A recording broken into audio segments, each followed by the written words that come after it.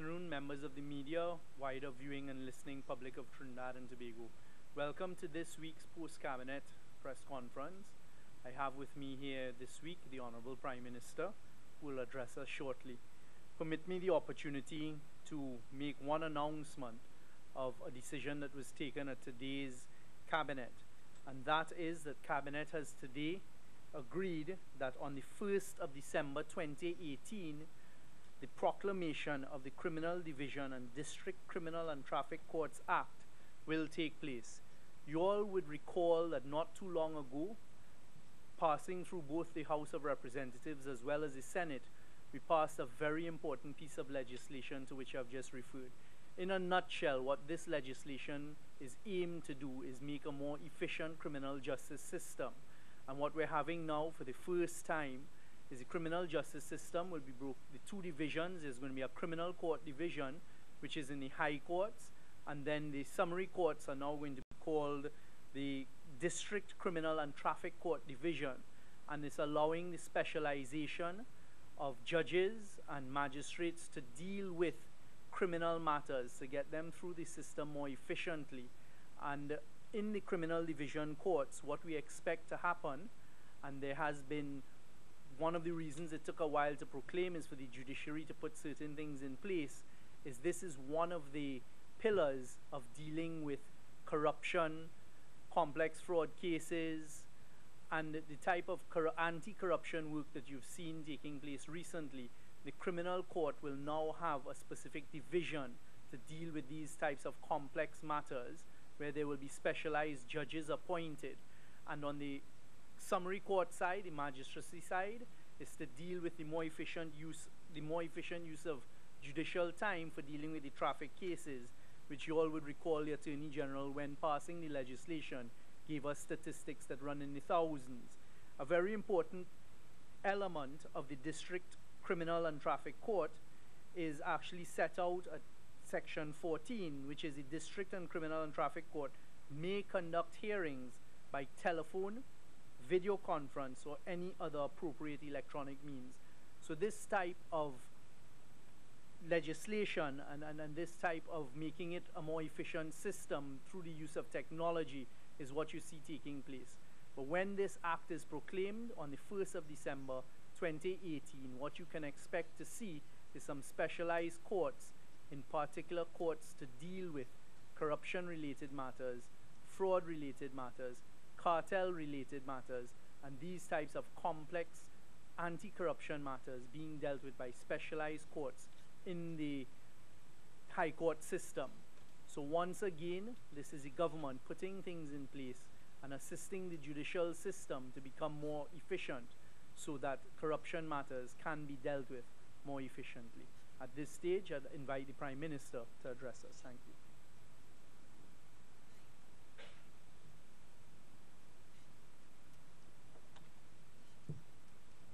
Thank you very much, ladies and gentlemen of the media, members of the national community. Today, I want to approach this press conference a little differently, purely for two reasons. One, for clarification, and secondly, to establish and affirm or reaffirm the government's position with respect to some aspects of governance in Trinidad and Tobago. Ladies and gentlemen, I'm sure many of you might have other issues to raise at me. Normally when I come to this press conference, I remain and I take all your questions until you are completely used up and there are no other questions. Today might be a little different because I really want to focus on three issues. One is the issue of procurement. The other is the issue of secrecy. And the third is the issue of white-collar crime and corruption. And I'll take them in that order.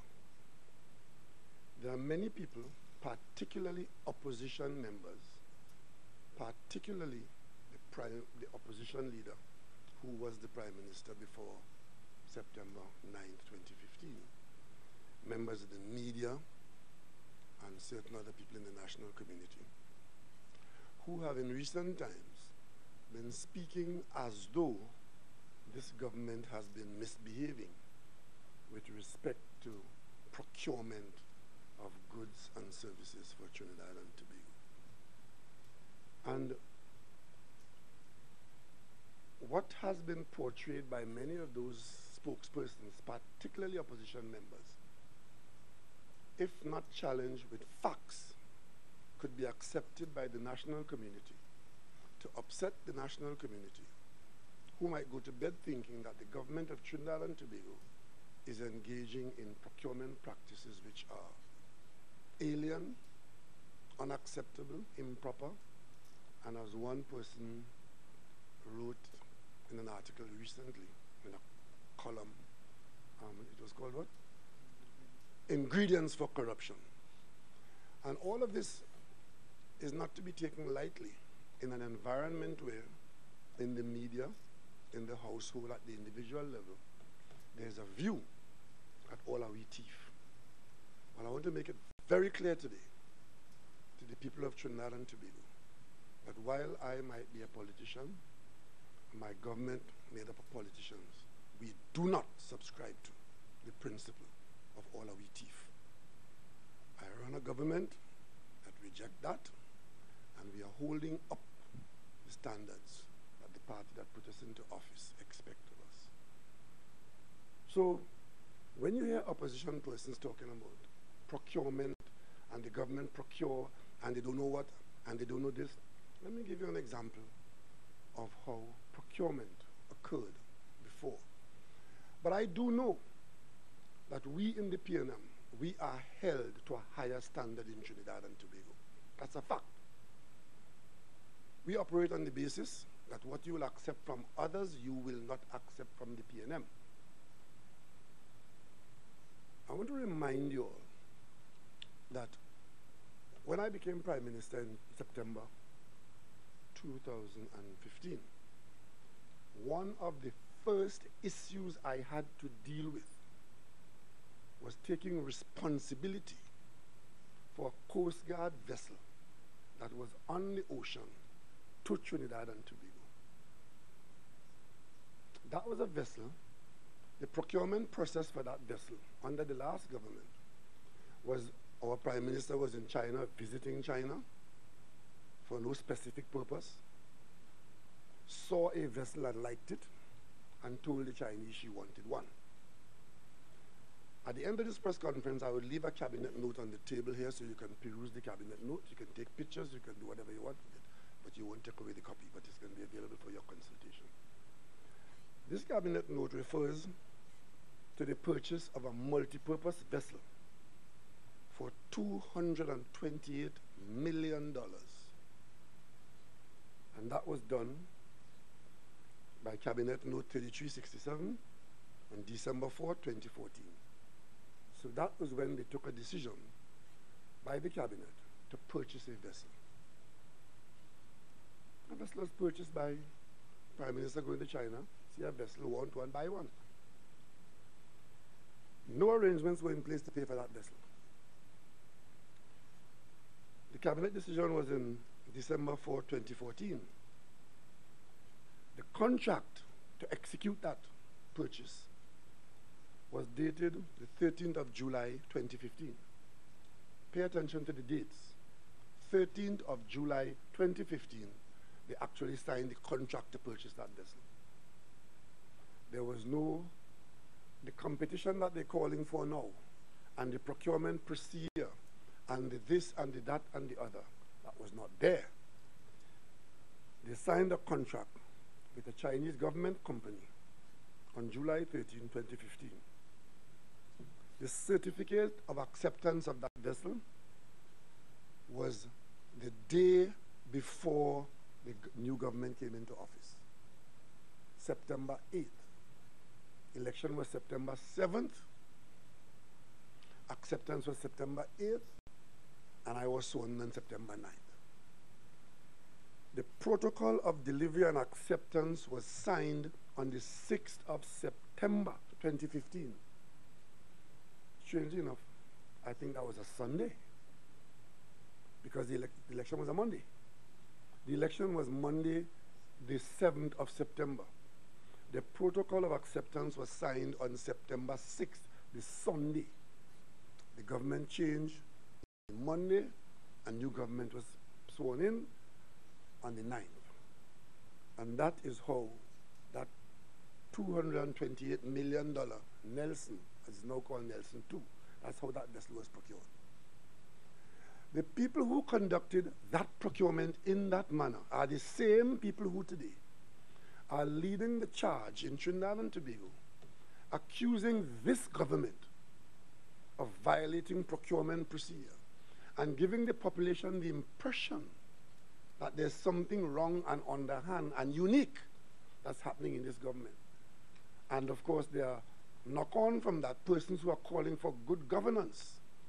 In the budget debate, opposition members were talking about the absence of good governance because procurement procedures are alien to what they should be. This note today comes because we have to pay interest on monies that were not paid. And those payments were due in July 2015. And actually July 2015, July and September 2015. And of course, when we came into office, you would have known what the condition was. We had three monies to run the country for 3 days, and so on and so on and so on. And we owed the Chinese $250 million for that vessel. We eventually got into contact with the Chinese. We had been speaking with them. We had been negotiating with them. And we have paid off most of that money. And we are now just noticed to close off that deal, paying off the interest and so on. We're still in some negotiation with them about some terms and conditions for the interest. But the point I want to make is that the people who run the country in a particular way are the ones who are leading the charge now, making demands for governance arrangements, which were quite different to how they ran the country. And of course, the other thing is the secrecy issue. Because we are now being accused of government by secrecy.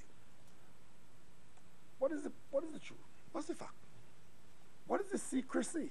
The secrecy that they are alluding to is that they don't know why the government should, under any condition, have any confidential clauses in any contract. Something that the people of Trinidad and Tobago should know at all times is that your government is engaged in a lot of commercial activity. Unlike some other Caribbean countries, we have a state enterprise sector, and a lot of their business is subject to commercial considerations. And in commercial business, aspects of confidentiality are part and parcel of it. Even in government-to-government arrangements, there are confidentiality issues. So when we exercise those protections for the people of Trinidad and Tobago, you have these misleaders out there trying to give you the impression that if there is any confidentiality, it somehow is a harbinger of corruption, and it is wrong. Let me draw your attention to the document I just read from there. This is the contract for the purchase of that vessel. A document of contract between the government of Trinidad and Tobago and the Chinese government company, government-to-government Chinese arrangement. So these are Chinese government companies. And of course, they were going to buy the vessel.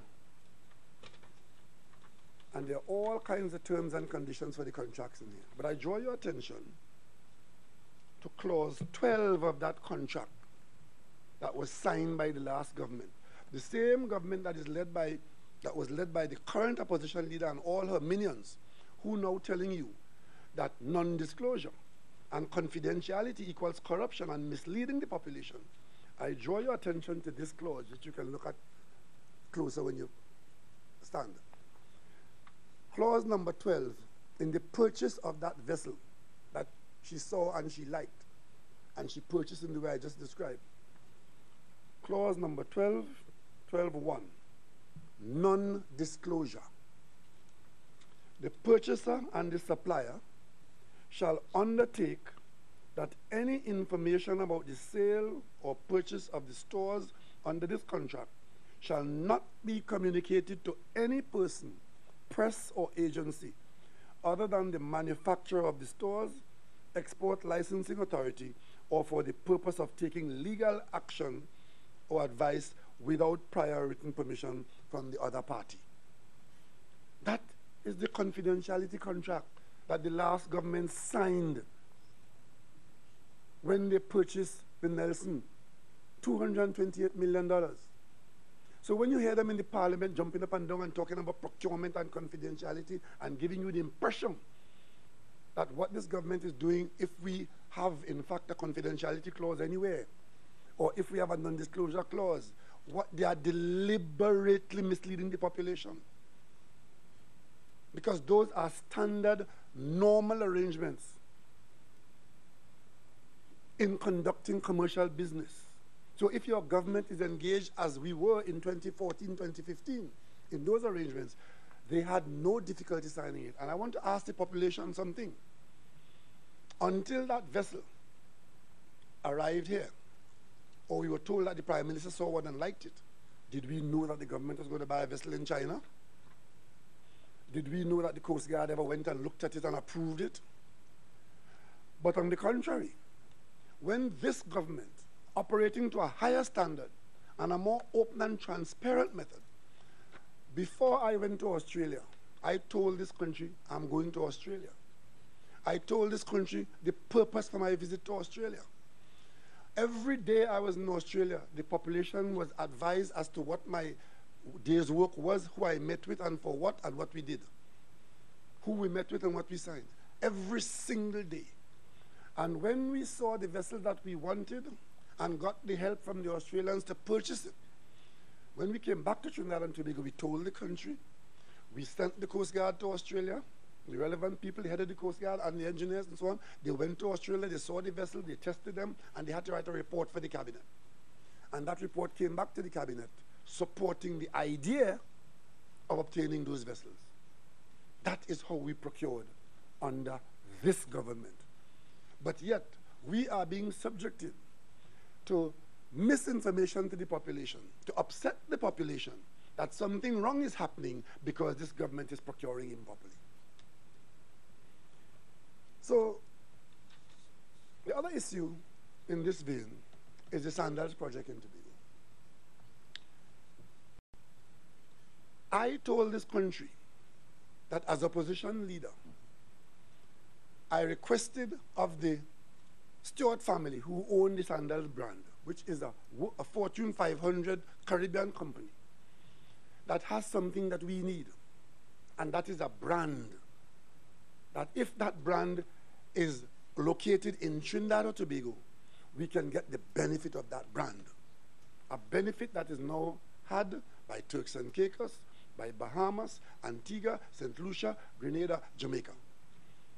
We must be the only Caribbean island with a tourist potential that does not have that brand within our borders.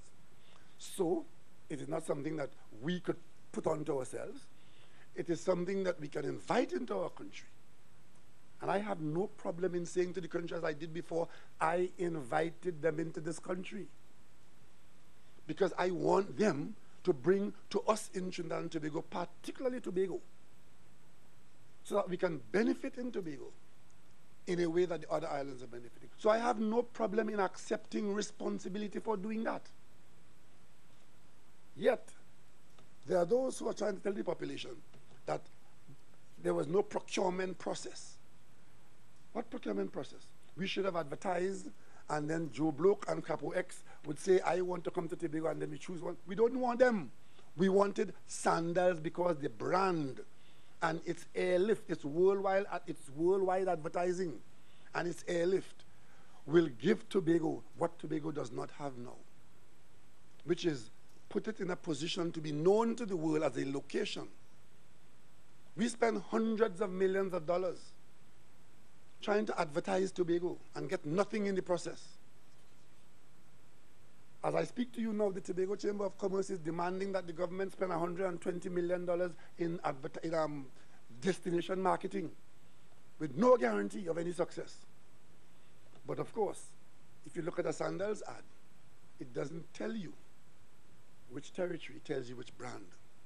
And as long as we have a piece of that infrastructure, every advertisement for Sandals in Austria, in Barbados, in Jamaica, in Australia, Tobago is advertised.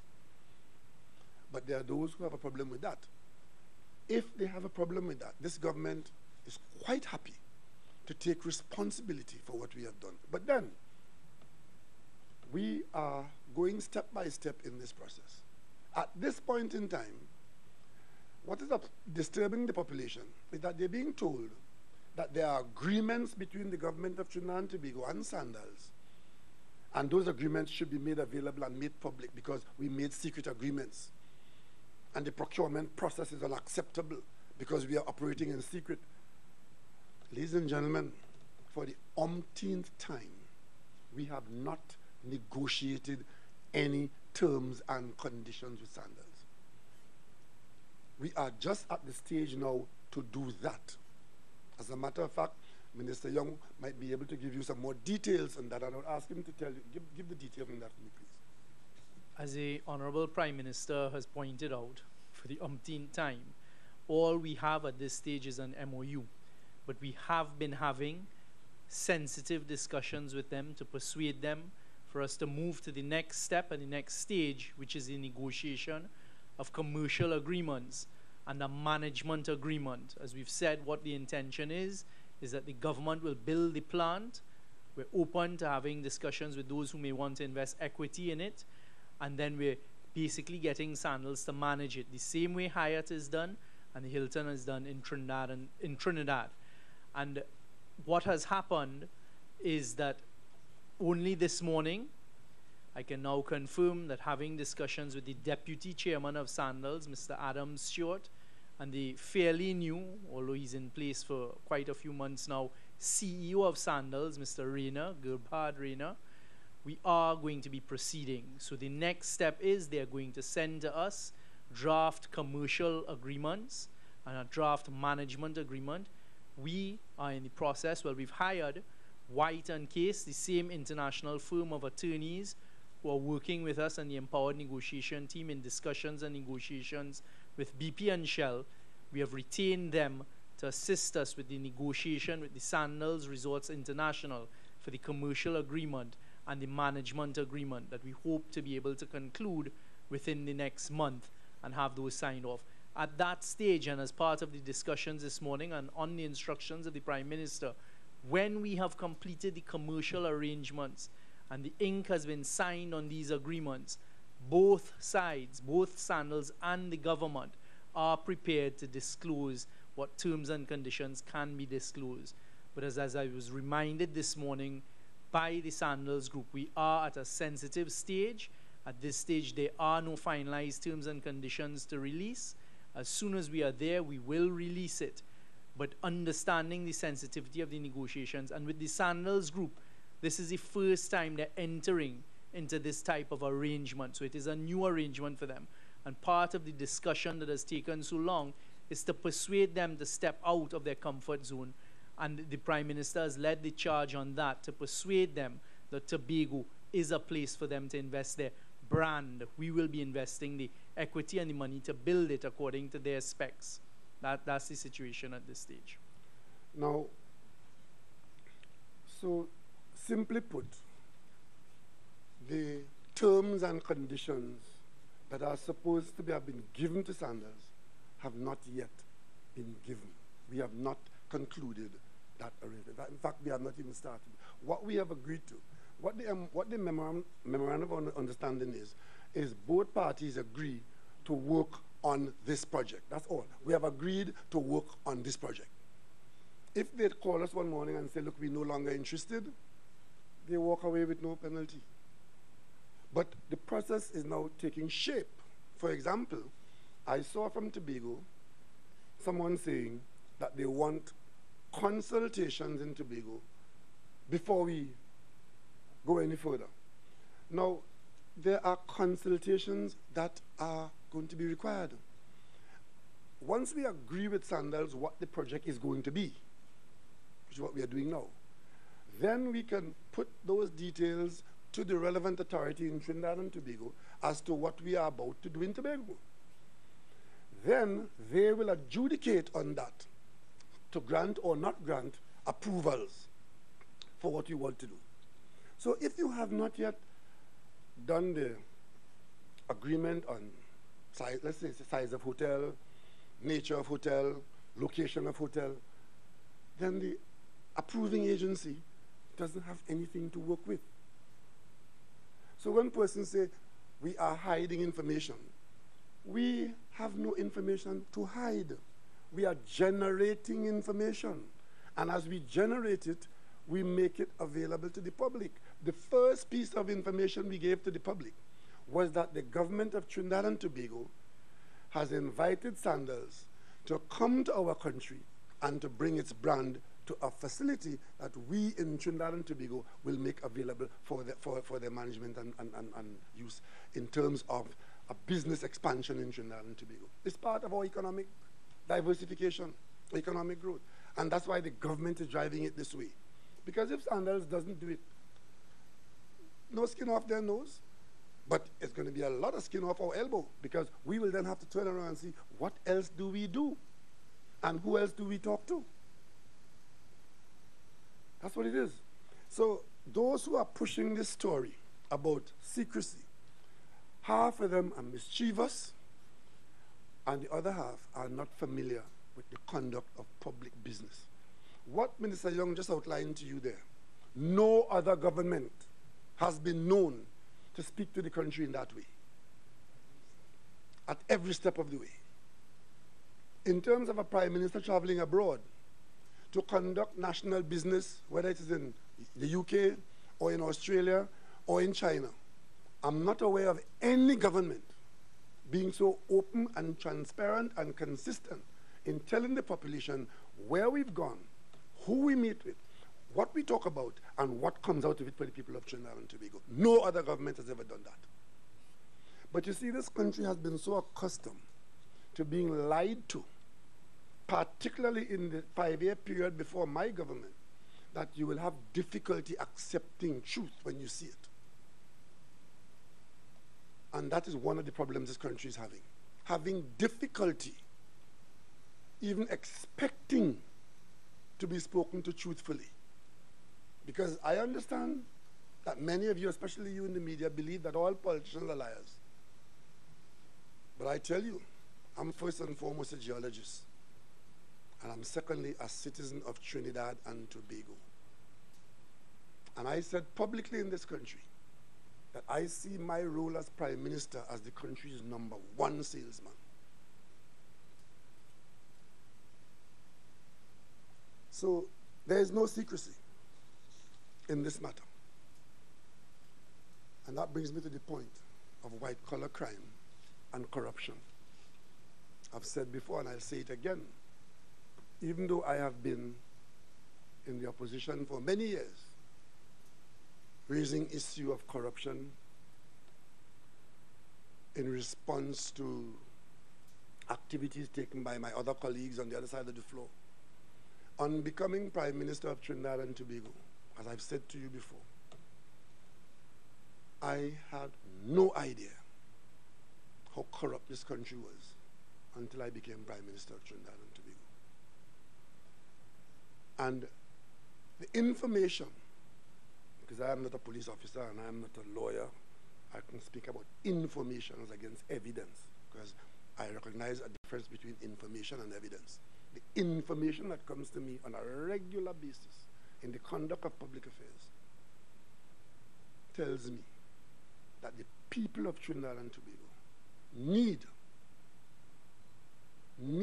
to be aware of the extent of the insidious corruption that permeates this country and its business in the private and public sector, because a lot of the private sector activities in this country are interrelated with public sector business. Our economy, a large part of it, is driven by the public sector. A large part of it is funded by the annual budget, where every 12 months, taxpayers pump a certain amount of billions into the local economy. And I could tell you, as Prime Minister of Trinidad and Tobago, with all my experience coming from the opposition and other years in other aspects of public life, Trinidad and Tobago has a cancer called corruption. And this government has approached it in a way that no other government has approached it. But strangely enough, as we treat with it, it is somehow being treated with in secret. But that secrecy is only temporary, because at the end of the day, it is all going to come out in the wash if the government sticks to its commitment to pursue the public interest and to protect the public from corrupt practice, which has a tremendous drag on our society, our economy, and us as a people. You would have observed today a development that took place on Monday in the appeal court. And I dare say, members of the media, that had those developments been attending a P&M government, a P&M minister, it would have been all over the news every day, because you hold us to a higher standard. But government agencies, under the guidance of the relevant authority, under this government, have had reason to question certain expenditures. You would have heard us talking about it. I think Minister Young was the last minister who spoke in detail about how certain hundreds of millions of dollars were spent in a hurry on the verge of the last election.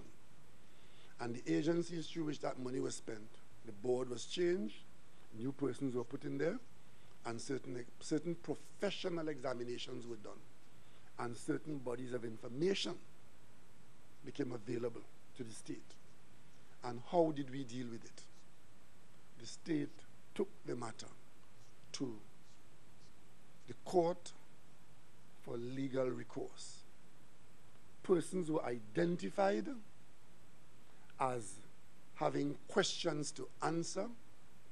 Persons were identified as being active participants in the facilitation of practice to the detriment of the taxpayer. And the state agencies have gone with the best available help in inquiry and legal, gone to court, proceeding in a particular way, in simple terms, asking the court to help us follow the money. And you would have seen in the names it's called, you would have seen among it public officials who had the responsibility for managing and making decisions about how public monies will be spent. You would have seen identified in the court documents, and if I understand, I think it's when it got to the appeal court. And you know why it got to the appeal court? Because there were persons who were of the view that they could complain to the court that their rights were being infringed, as is their right, and that these actions of the state entities should be stopped. The court looked at the situation and so far has agreed that the public and taxpayer interest is well served by the matter proceeding, so that persons eventually will have to account for public assets under their care. Ladies and gentlemen, that's why I told you I didn't come here this morning to speak about Greenvale.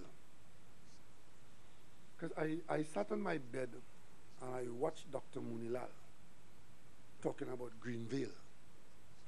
Now we were flooded by probably the heaviest rainfall that we have experienced in this country, certainly that I can recall.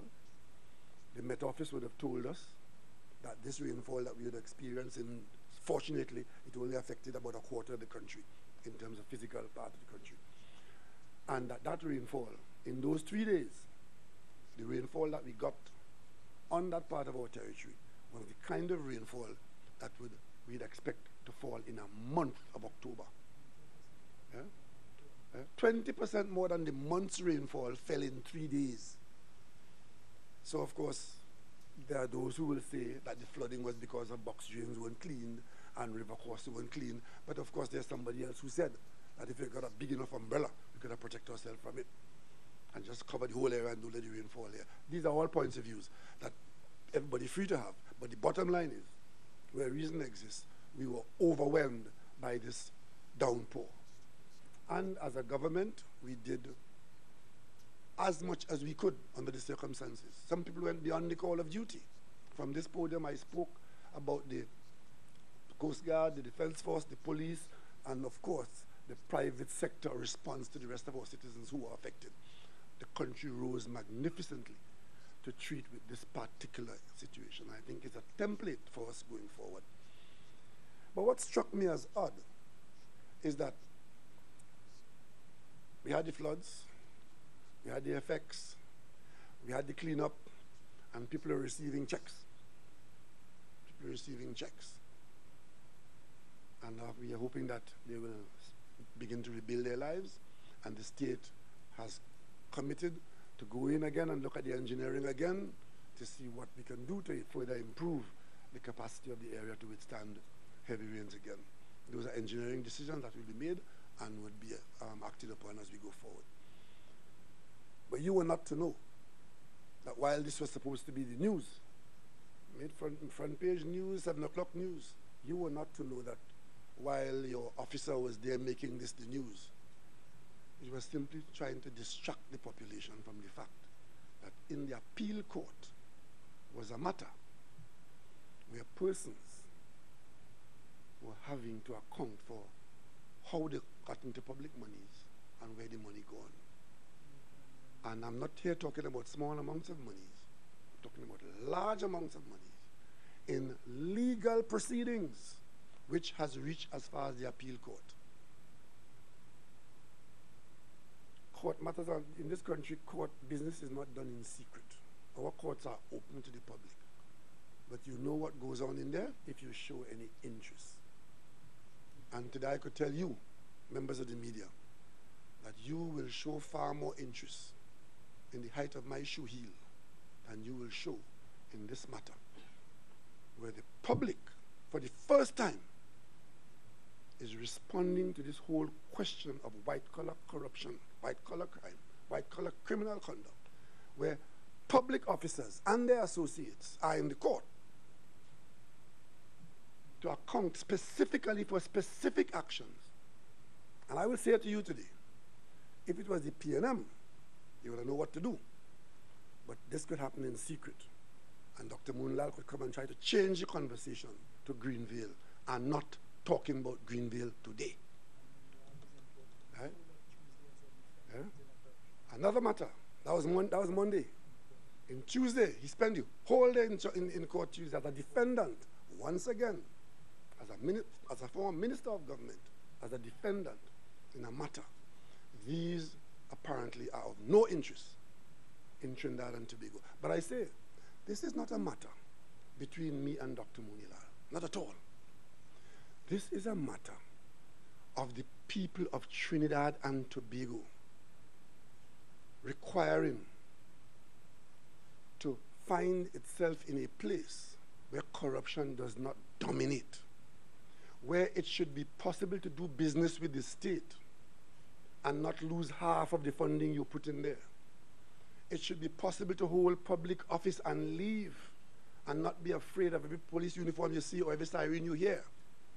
It should be possible to come in and do public service, and when you leave, like Wendell Motley, who an hour ago received his ORTT, you leave public service, knowing that the population appreciates what you would have done, and that no person could have truthfully and without malice point finger at you and said you only served and served yourself in public service, because public service is honorable. And we in the PNM, we are happy that you hold us to a higher standard, because that is what our foundation requires of us. The PNM's fundamental document is one of morality in public affairs. And I would say that from time to time, as human beings, we'll fall short. But we must always subscribe to those documents. Morality in public affairs. And most importantly, there are to be consequences when people fall short. And those consequences are largely to be had in the courts of law. And that is where this government has taken its complaints. And of course, if I don't tell you, you wouldn't know.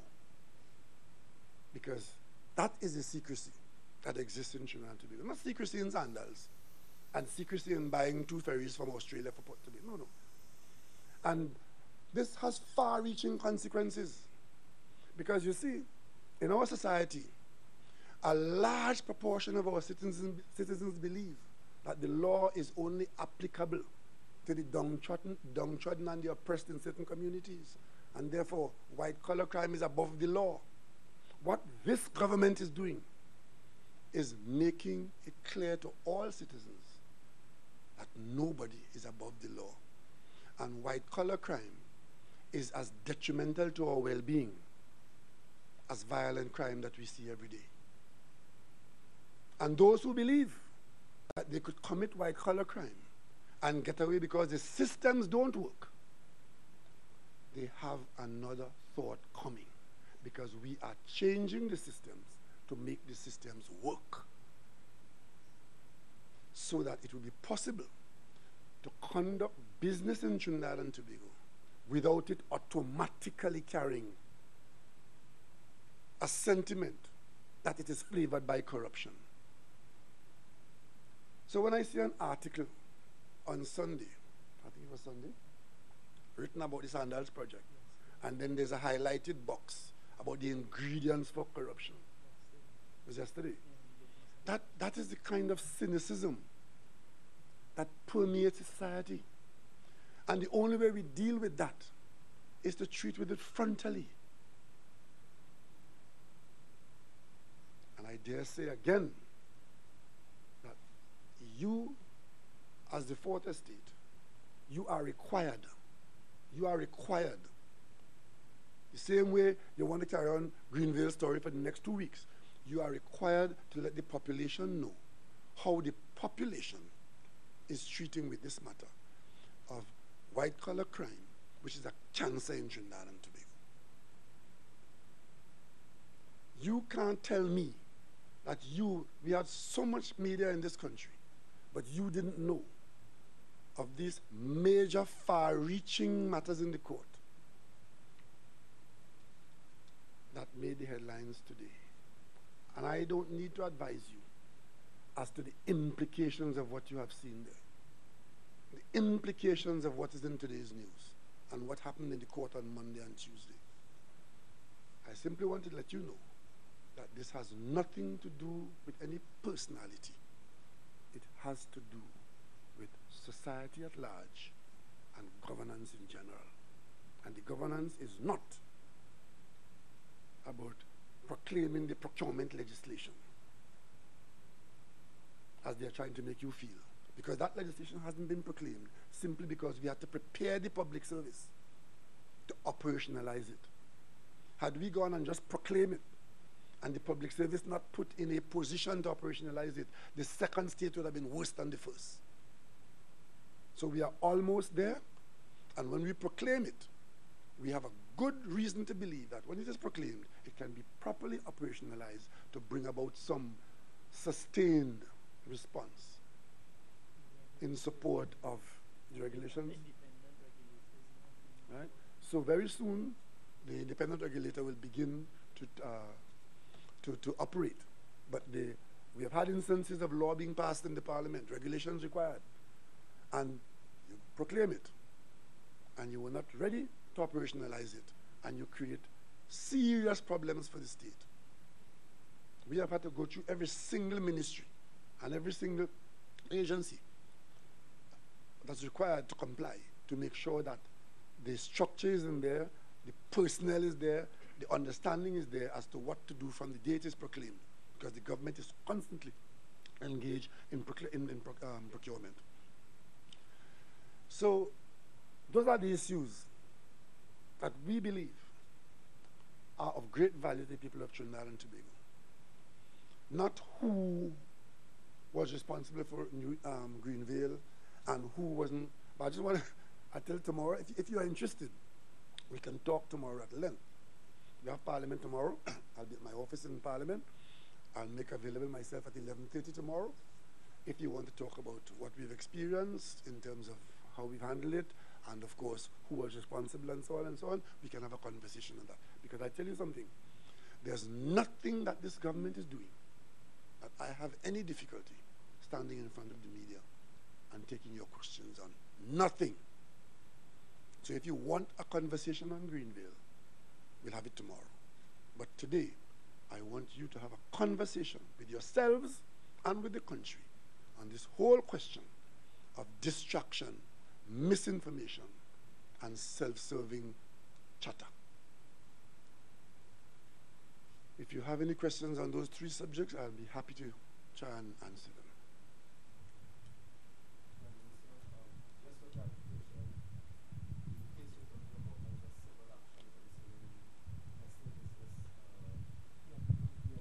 Yep.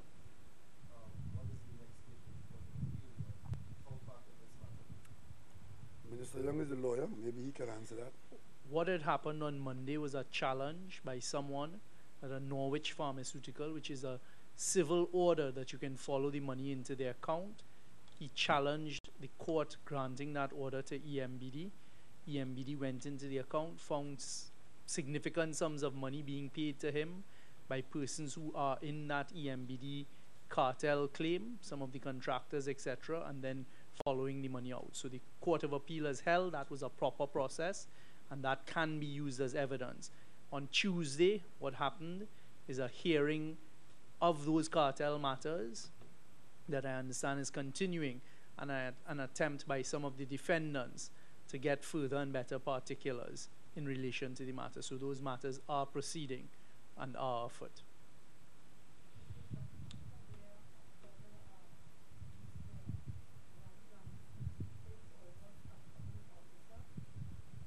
He was not a public officer. What had happened is the contractors were paying sums of money to him, and he was then disbursing these sums of money. The matter is sub judice, and the investigations are continuing.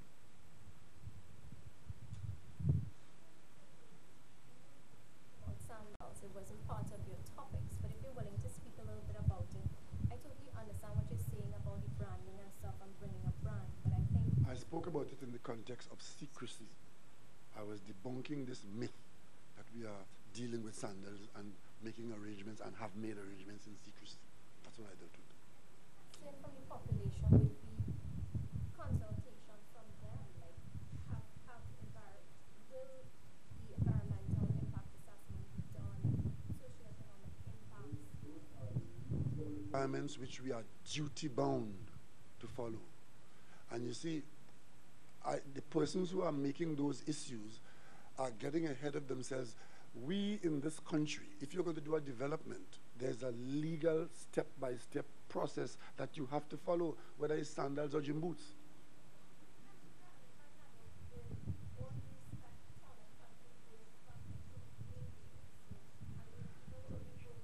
I told you tomorrow. Come tomorrow. I'm not talking about Greenvale today. Come tomorrow and we'll talk at length on Greenvale, and I'm sure I'll be able to answer that concern that you seem to be raising there. There's no similarity. There's no similarity.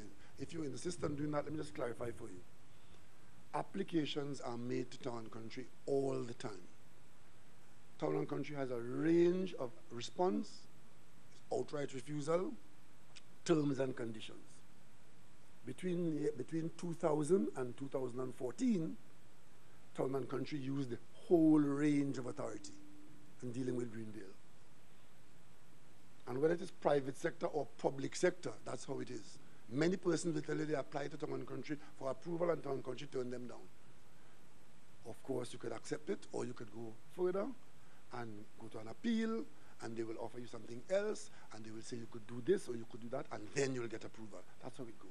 So don't be distracted. Don't be distracted by that. That's the point I'm making. If you come tomorrow at 11:30, I will put you in a position so you'll be thoroughly green-veiled. If you want to talk about Sandals tomorrow, sure. Let's meet tomorrow at 11:30. I don't want to confuse the 3 points I made today, because I want to assist the public in understanding that there are serious efforts being made to confuse the public and to distract the public from what is really serious. And we are not going to sit here and allow any distraction to prevent the population from understanding how the government is governing this country.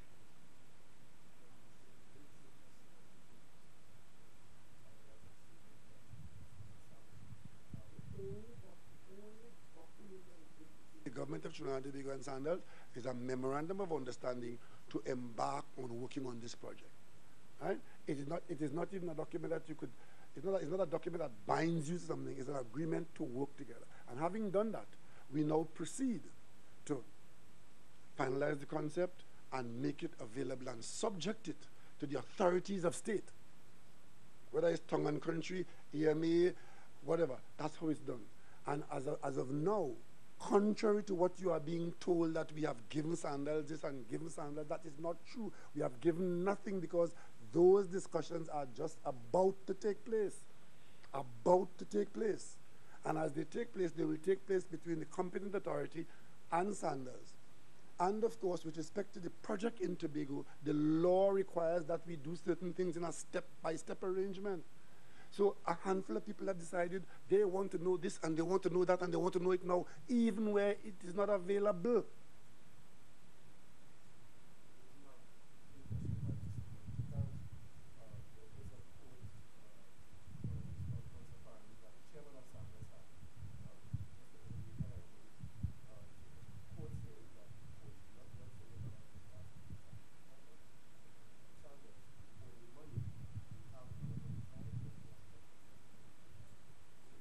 So that clear and clarified for you. First point to be understood is that the persons who are driving the discussions with the government are Mr. Adam Stewart and the CEO, Gubard Rena.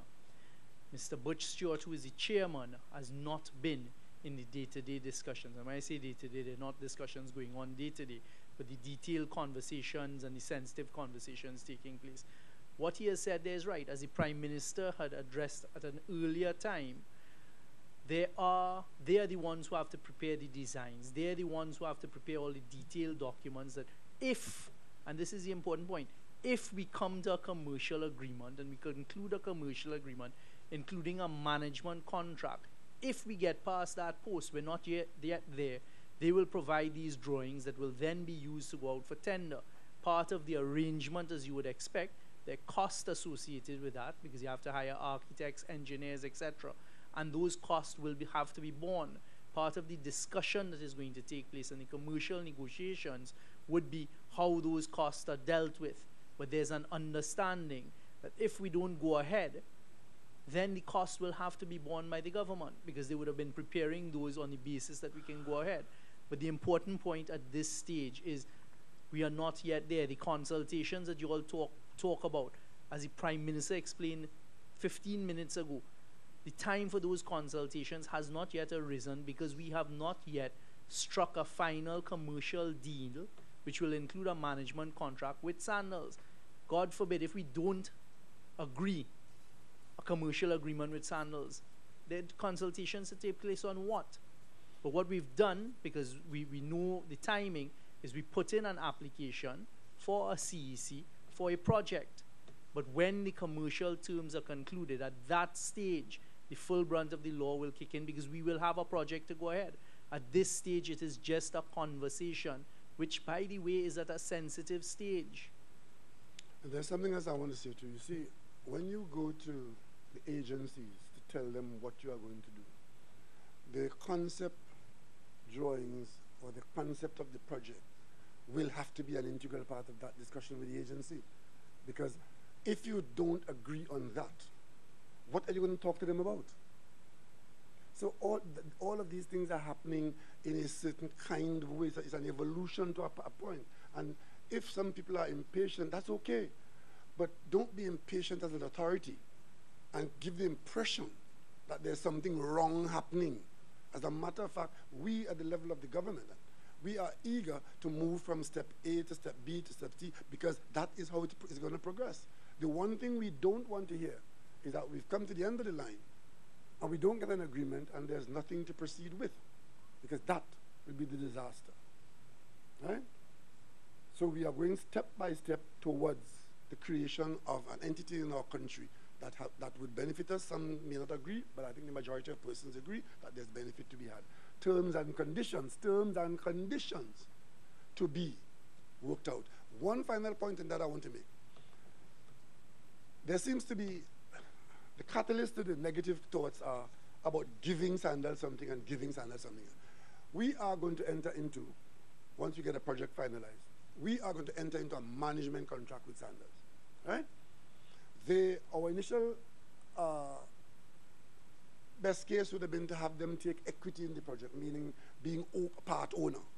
They indicated that they don't like that model and they don't want to do that, and again, that was a deal breaker.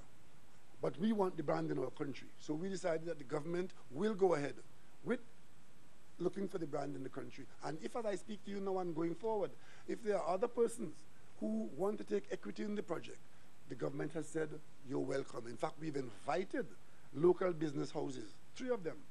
2 of them indicated that they might be interested in taking equity in the project. You have never seen this in Trinidad and Tobago before. No government has ever spoken to you like that before. If Neil and Massey decides to take some equity in that project, the government will be very happy. If Ansel McCall said earlier they were not interested, it's not their kind of business and they're not interested. We understand that. Guardian Life said, we may be interested. But interested in what? We have to show them what the project is. And then we get right down to the point of showing them the numbers, the profitability, the viability. And I think only then will they be in a position to say, yes, we want 10% or 20% of that. So this is how it is going to evolve. And as we do that, right, the impatient ones must not be allowed to mislead the rest of us. And this what ingredient for corruption, I take umbrage at that. Because what we are doing is conducting business. The Chinese involvement in the dry dock in Lebury. Oh, we shouldn't do that, we shouldn't do the other. We have broken new ground. We got the Chinese to take equity in the project. They're in it for 30%. Which government has ever come to you and told you that before? And where is that happening? They're comparing us with other people who didn't have the wherewithal to get them to take equity in the project, meaning we are in this together. You're not just doing it and put us to sea. We are in this together. And to get that done, to get the Chinese government-owned company to take 30% equity in that project,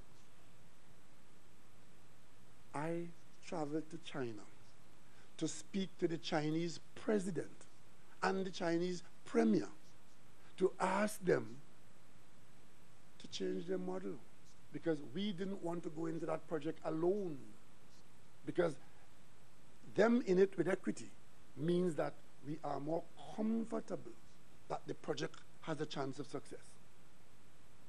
Understood? And that is how this government is operating.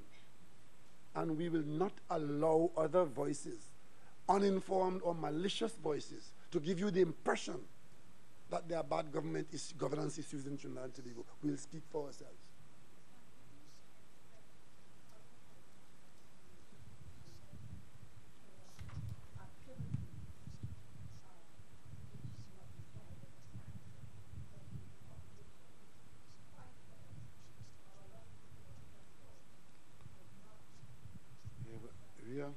Let me tell you something. You see that phrase you just used?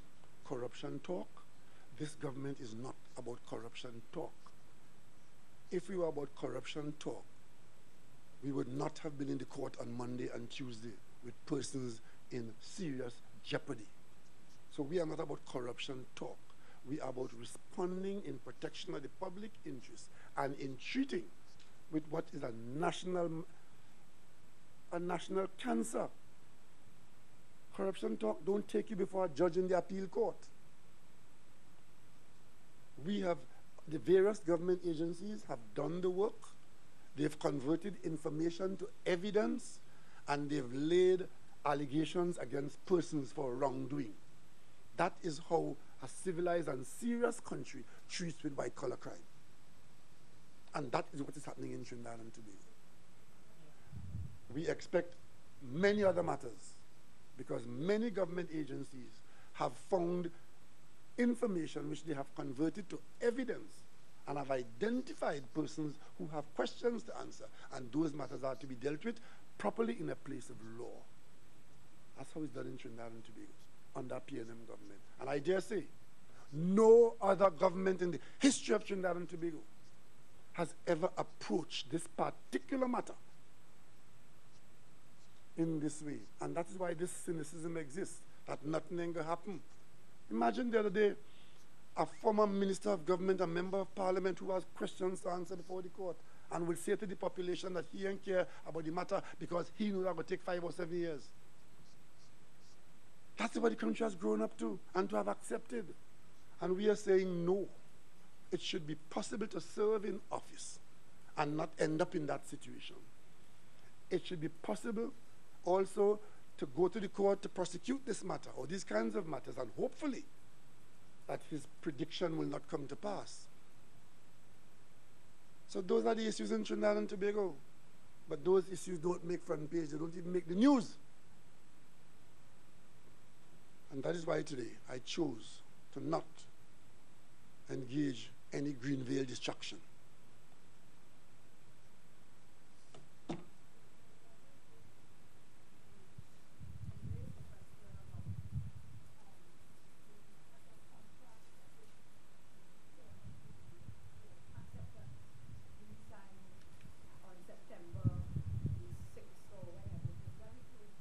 What you mean with the vessel? Oh, they entered into the contract on July 13th, 2015. The vessel had to be, the trials had to be done on the vessel, and the signing of acceptance of the trial results. In other words, the vessel is good to go. That was signed on the protocol of acceptance was signed on the 6th of September. And that is why when I became Prime Minister on the 9th of September, this vessel had put to sea. When this information came to me, the vessel was at sea. And that was the first time this population knew that we had a vessel that had left China for Trinidad and Tobago to be the flagship vessel of our Coast Guard. I will tell you something. When the vessels that we have ordered in Australia are being built, as they are now, when they are put to sea, the people of Trinidad and Tobago will know at every step of the way. Right? Because we have nothing to hide. In fact, we have everything to reveal to the country, because we are proud of how we are governing this country.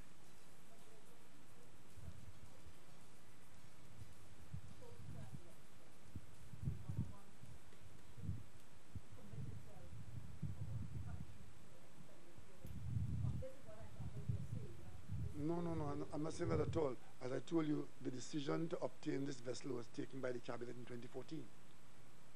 The election wasn't until 2015. But in terms of when they actually signed the contract, it was a day before the election. I'm saying that these people are talking about something had to be wrong with procurement because they didn't do that. But here you have an acceptance of a commitment in 2014. A vessel. I'm sure they didn't buy the vessel off a shelf. The contracts were signed a year later. So whatever went on between in preparation to execute it, they were conducting the business of acquiring the vessel. We were in the opposition. We were not there beating drum and tell, and in fact we didn't even know. We didn't even know. But today they want to know everything. As though, well, because they don't know, they are the ingredients for corruption. And you know, we have a talk in Tobago, you know. You say, in Tobago, you know how they handle this kind of situation? They said, that goat, that ball in for the water, no, he want it, you know. That goat, that ball in for the water, no, he you want it. Meaning, when you hear the noise, you're looking in the wrong place.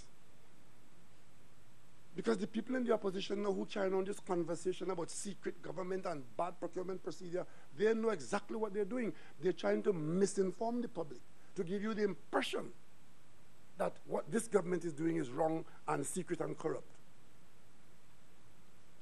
And trying to distract you by talking about Rowley responsible for Greenvale. And I'll end on this note. I will always be accused of doing things for the people of Trinidad and Tobago, whether it's Greenvale or Carnaggeville. But the one thing that nobody could truthfully say, that I have questions to answer about public monies and the authority that I would have been given, which I have abused for my own benefit. And I will take that any day. Thank you very much. I see you tomorrow. Talk about Greenvale if you're interested.